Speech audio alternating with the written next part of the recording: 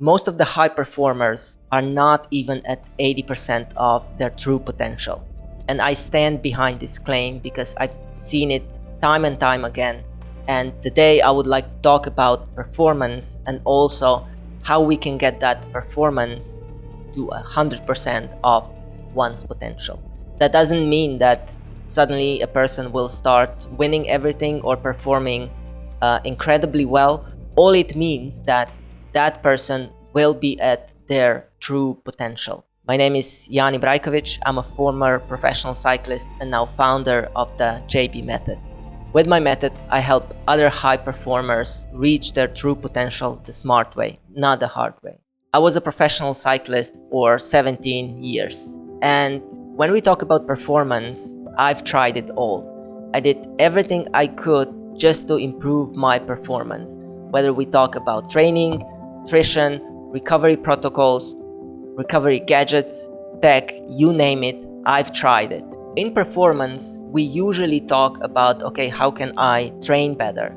How can I recover better? What kind of devices or methods or therapies can I use to recover faster? How can I work on my sleep? Sleep, better recovery, better performance, the harder I can train. And these are all amazing things and necessary for achieving performance. But what I'm gonna talk about today is something completely different, something that almost nobody is focusing on. I invested 100% of my time, my energy. I sacrificed family life, my relationships, my friendships, just to be better, just to get to that 100% of my potential and see where that gets me to. And at the end, I broke down completely with burnout. I developed an eating disorder, addiction to exercise. And it was only when I broke down completely that I started thinking differently, that I started looking elsewhere. And the problem today is that we see performance as training, nutrition, and recovery. And we don't really focus on many other aspects of performance. What I want to talk about today is what is happening in our body. How can we improve efficiency of energy production in our body in order to get better performance out of us in sport, in business, in normal life? So with energy production, we need oxygen, and breathing plays a crucial part here. And we all think that that breathing is not a real issue, it's not a limiter, everyone knows how to breathe, but that's not correct. The second thing is that most of our lives are ran from our subconscious mind, our operating system. And that operating system, we don't have direct control of. And this is what I want to talk about today. And I'll also tell you how we can change that and how we can get to those 100% of our potential. And the question here is how efficient we are at producing energy, how efficient we are at producing power, how efficient we are at perceiving, detecting, managing, and solving problems. Are we in illusion? Are we living in an illusion? And I would say yes. Most of us, including me to a certain degree, we are living in an illusion. And I will explain why and how that affects our performance and long-term health. Last time when I talked about sensory motor amnesia, I talked about that we are sensory motor beings, meaning we sense first and then we act. And that's true for every living being on this planet. And when we talk about performance, I want to go into our autonomic nervous system. We all know that there's parasympathetic branch and sympathetic branch. There's also freeze response and fawn, but we're not going to focus on that one today. So I want to explain a little bit about sympathetic and parasympathetic. So sympathetic branch turns on when we are in danger, when the system detects something's disturbing us, something's threatening us, something's hindering us, something is bothering us. And when that happens, physiologically, our muscles will get tense, our breathing will speed up, our heart rate goes up, our internal pressure in the body will go up, our focus narrows in order to help us focus on that problem that we detected, that the system detected, to solve the problem that is bothering or threatening us. And the system will give us energy, enough energy, more energy to cope with the problem, to run away from the problem, or to fight the problem. And if that happens, we fight the problem, we fix the problem, we can go back into resting state, into rest and digest, into parasympathetic state. And parasympathetic state is opposite of sympathetic state, which allows us, when the problem is solved, it allows us to recover, to regenerate, to fall asleep, to have a good night's sleep and recover for the next day, to be able to cope with the challenges of the next day again. And parasympathetic state is also when the body adapts to the stresses of the day and help us in future to cope with that stress in a more efficient way, so that stress is not having that much of an impact for us anymore. And that holds true for training or for learning or for whatever we practice. And the case with sympathetic state is that nowadays, because of the speed of life, because of our hyperconnectivity with the world, messages, social media, emails, obligations at work, there's so many stressors that are present in our life today, which our system is perceiving as a threat. The same threat like lion chasing us, there's really no difference, because the system cannot distinguish between a lion chasing us and our boss threatening us to fire us. There's no difference. Yet, we have many more stressors today compared to 100,000 years ago. And that holds us in this sympathetic state almost all the time. And what happens if we detect the threat? The body, the system gives us energy, attention, everything we need to solve that problem. And if we're not able to solve that problem, that physiological response, which changes our breathing, changes our muscle tension, changes our perception, our ability to sense what is going on in the body and also in the environment, that will remain. So if we're not able to resolve that stress, that problem, because of muscle tension, which lowers our sensitivity to detect bodily signals, emotions, sensations, impulses, that tension will slowly become chronic and automated, integrated in our subconsciousness. And when it is integrated in our subconscious mind, we don't have control over that tension anymore. And that tension might be 20% of total muscle tone. It might be 30 or 40% or even 60% of total muscle tension. And we do have control from 60 to 100, but we don't have control from 60 to 0. So that chronic tension remains. And that tension uses energy, which we have limited amounts. So in order to keep that tension on all the time, we need energy, and it drains our energy stores, number one. And also breathing that changed when we felt those sensations, when we went into sympathetic drive and we felt anger or sadness or fear, whatever it is, that breathing pattern will remain and it will become normal for us. And that kind of breathing, basically, which might be fast, shallow, that kind of breathing will decrease efficiency of energy production, and it will decrease also our performance by default. Because with higher breathing frequency, we blow off more CO2, and CO2 is necessary if we want to have efficient transfer of oxygen we inhale to the muscles that use oxygen for mechanical movement. So on two fronts we have problems. Number one, we produce less energy. Number two, the energy we produce, part of that energy we use to sustain that muscle tension, which, by the way, is always on, even when we are sleeping.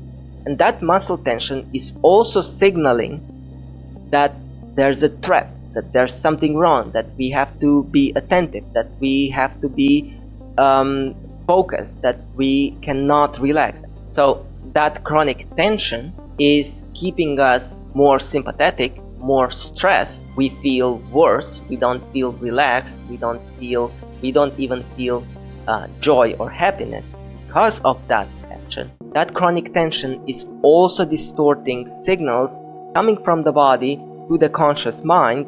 So we are not aware of we are less aware of what is going in the body. And if we don't have that awareness, that self-awareness, what the body is sensing, we can make decisions only with our rational mind, with our logical mind. And those decisions will usually be less efficient, and results of those decisions, those actions, will be worse. Outcomes of those actions, those decisions, will be less efficient, will be less favorable. And this is how we solve problems inefficiently. We basically, because we don't have enough information, we make bad decisions. And with bad decisions, we have more problems. And with more problems, we have more tension and more inefficient breathing.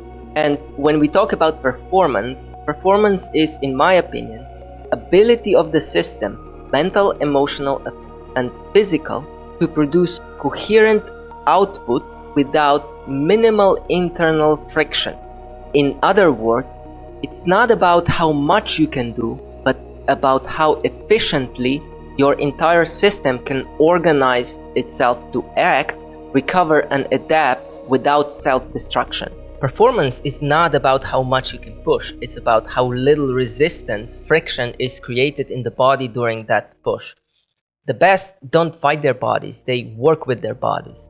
This is why we see during 3-week tours that some athletes will start fading in the last week, because that resistance is creating damage in their bodies, and over time that damage will show and their performance will start tanking. If we have internal friction, if we have chronic muscle tension and inefficient breathing, which doesn't allow us to produce energy aerobically at higher intensities, number one, we will have less energy, we will sense less, and in those conditions, we cannot make good decisions. And what we see with most people is that because of that sensory motor amnesia, the disconnect between the mind and the body, there's no sensations, or there's fewer sensations or distorted sensations coming from the body. We are left with our logical, reasonable mind, and we make decisions based on that information. And this is what I was talking about in the beginning when I asked if we were living in an illusion. Inability to feel, sense, comprehend, and perceive our situations, our reality, our lives. And because we're numb, we have to rely on wearables, technology, devices that tell us how we are, how we slept, how we ate, how we trained. And there's nothing wrong with technology as long as it's not used instead of our body and bodily sensations. When we talk about high performance, especially in today's culture, constant grind, never give up, hustle, do or die, we are told that if we want to get better, if we want to improve, it has to hurt. There's pain involved, there's sacrifices, there's discipline, there's many unpleasant things and actions that we have to do in order to get that progress to that higher level. And that's true to some extent. But what happens is that most people are pushing too much. And when they are pushing too much, the body will try to warn them.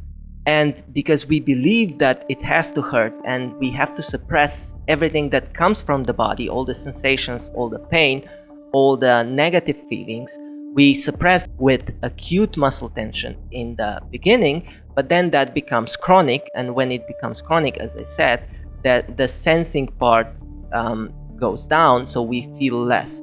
And the only thing that we can do is to push more.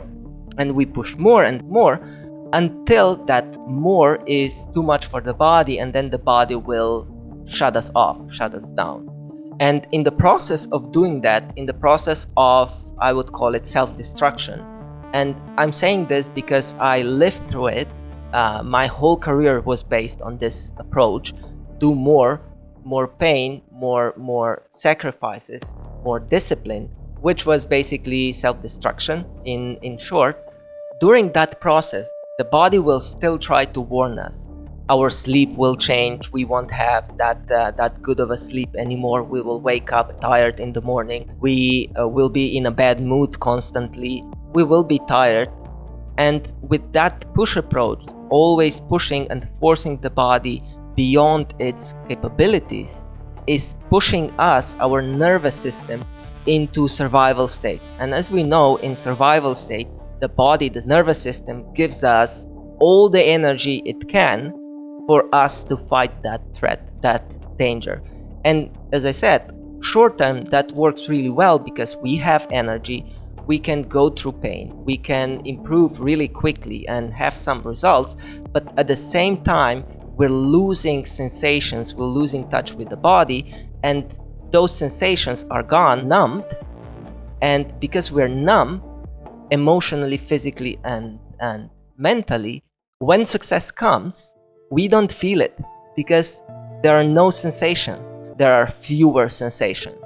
So also that success that comes is not that fulfilling. It doesn't feel like we expected or we imagined. So the next step for us is, okay, I must set a higher goal. When I achieve that, then I will be happy. Then I will get what I'm looking for. And what we're all looking for is that we are validated, that we are understood, respected, and accepted. We only get this from our body, from our bodily sensations. That's why we say, I feel it. I am feeling like this and that. And if there's no connection between the body and the mind, there will be no signals coming to the conscious part of the brain. And the very same thing that allowed us to get to that top short term is also preventing us to not feel the joy and happiness of that success. And on top of that, when we carry on with that kind of behavior, sooner or later there will be more warning signs, more, until we will completely destroy ourselves and we will go down with depression, anxiety, injuries. And with my approach, and by the way, my approach is not unique. There's nothing that I invented. I just put pieces together and created something that really works. With my approach, we go the opposite way. So when we start relaxing the body, relaxing those tensions, when we start improving breathing efficiency, raising CO2 tolerance, a person will get more energy, a person will use less energy. So breathing changes, movement changes, movement efficiency changes. The body is not expending energy to maintain that chronic muscle tone. We can get into parasympathetic state more often and deeper parasympathetic state. Sleep improves. When sleep improves, recovery improves. When recovery improves, we're more fresh. We're ready to cope with demands of the day. We can train better. We have better adaptation, because it's all about adaptation. Stress, recovery, stress, recovery. And the more we can recover, the more we can go into sympathetic state. So more stress we can take, the more we can adapt, the better we are. And the most important part is better self-awareness. What the body is trying to tell us, sensing the body, feeling the body. And this is like Formula One driver and the car. if Formula One driver is connected to the car, if it becomes one with the car, we have the best chances for great result. If there is no connection, there is good chance that that car will try to kill us, because that if you don't feel the car, what the car is doing, you cannot react and you cannot adapt. And with push approach, this is exactly what we do. We push the pedal to the metal and wish for the best. And over time, we forget how to put the foot off the pedal. So we're constantly in a sympathetic drive. And with push approach, what also happens with people who take some time to get a good rest, eventually they start feeling worse, more tired, anxious and nervous. So they think that resting too much makes them feel worse. Indeed it does, but it feels worse because with resting more, you become more relaxed. With more relaxed state, you feel more. Muscle tension goes down and you get more sensations into your conscious mind. And with more sensations, you feel better what's the real state of your body, how fried your nervous system is, how fried your body is. And that scares us. So we push the pedal to the metal again. And we never rest until the body forces us to rest, with burnout, with injuries, with bad luck, you name it. And you can see this everywhere, especially in World Tour cycling. There are teams who are destroying their riders unknowingly, and their approach really works well for a season or two, but then those riders start getting sick, they started getting injured, they started getting autoimmune diseases, mental problems, emotional issues, and they don't know how to solve this. And once you start frying your nervous system, and once you start destroying that humanity in a cyclist, basically those teams are raising robots. And once that starts happening, it's really hard to come back. And if you want to come back, you have to change your approach. But nowadays, it's all about short-term results, and nobody is counting on long-term work and long-term sustainable results and performance. And that's unfortunately the state of today's cycling. I hope I explained this well enough for you to understand how important this is, and how important it is for us to work on the body, the mind, and the emotions. So how important it is to work on the whole system from the inside out, not from the outside. Yes, that's also important, but the biggest advantage I see people can make is from the inside out. And this is not just for cyclists, it is for everyone. Thank you very much for listening to me. I hope you got something out of this episode. If you see yourself in what I am talking about, please let me know. If you're interested in a 15-minute intro call, click on the link below, sign up, and we'll talk about your issues, your problems. We'll come up with a solution, short-term and long-term. And yeah, thank you very much for watching, and let me know if there's any topics you're interested in for the future. I'll be happy to discuss them. Thank you very much. Bye-bye.